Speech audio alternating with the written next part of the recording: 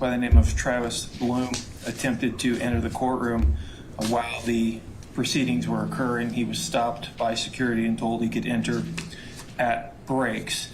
At that point, he stayed outside the courtroom, but was heard outside the courtroom making very loud comments that were heard by Sheriff's Deputy Sam Smith inside the courtroom.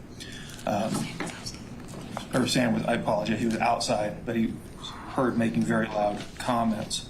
At that point, he was told that he needed to be quiet, couldn't interrupt the court proceedings. He was asked to leave at that point. He began to respond with profanity and intense behavior. At that point, Deputy Smith told him, based on his behavior, he was not going to be allowed to come back to the courtroom proceedings for fear that he would continue to disrupt the proceedings, as is the responsibility of the Sheriff's Office for the security of the courtrooms. He attempted to re-enter the courtroom today. He was told that he was not going to be allowed to enter the courtroom, and again, he responded with profanity and anger and was escorted out of the courtroom, outside of the courthouse, by sheriff's deputies. I did want to make a record of that. It is an open proceeding. However, the open proceedings are limited to spectators who are able to control their behavior both inside and outside of the courtroom. At this point, Mr. Bloom has shown that he could not do that. So the Sheriff's Office, acting in their discretion and their authority for the security of the courthouse, have banned him from returning to the courtroom. I wanted to make a record of that so the court was aware and so the defense was aware. Thank you. Your Honor, I object to this. Your Honor, throughout my time here, my family has been repetitively denied. I understand Travis Bloom is an idiot. I understand that. Fully understand that. He holds a good heart. They didn't arrest him yesterday. If he did all the things, they probably should have arrested him, right? I mean, these are very serious matters. To limit him from the courtroom simply because of this is ridiculous. If a person does not know that they cannot come in during a time that is not a recess, then maybe they should be explained that, or maybe there should be notices posted on a wall somewhere. Your Honor, for them to give him one warning and tell him you cannot come back in the courtroom is wrong. I believe the man should have a chance. I understand where he's highly agitated. I would be too, considering what's going on with my family. This is quite ridiculous. I believe he should be enabled as long as he can control himself. He was simply pushed out of the courtroom without giving notice. That deputy yesterday did not give him notice that, hey, you can't come in when it's not recess, sir. I said, you can't come in, and I heard it. I heard it with my own ears.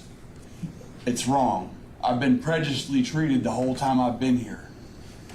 Insanely and ridiculously treated. Now my family has to be treated over that. It's wrong. I'm in hopes and pray that the courts give him an opportunity to come in here as long as he can control his manners and sit quietly and not interrupt the courts. This has been an ongoing problem, Your Honor. I've addressed it many times I've addressed the prejudice to me very many times. I've brought proof of it. I have a red thumb drive, a verbatim brand that has proof of prejudice done to me, where I have been assaulted in this courthouse, or in this jail, and in this courthouse building. People have made note of it, not just outside of this courthouse today, Mr. Yohn, if I could focus you back on Mr. Bloom. That's the issue before us today. Your Honor, and I apologize, but I am focused on that. The prejudice has been ongoing, and I believe it is even more prejudice that my one family member who is local is not permitted to sit in. He simply tried to come in, and as I said, he's an idiot. He doesn't know that. I wouldn't know that. A common person wouldn't know that you can't come in during a recess or during a time that's not a recess. I believe he should be given a chance, Your Honor. Mr. Yohn, that's fine. I've heard your argument. The gentleman in the back courtroom by the door with law enforcement, what's your name? Deputy Dolman. You step outside the door and see if there's anything posted about their entering the courtroom during a recess.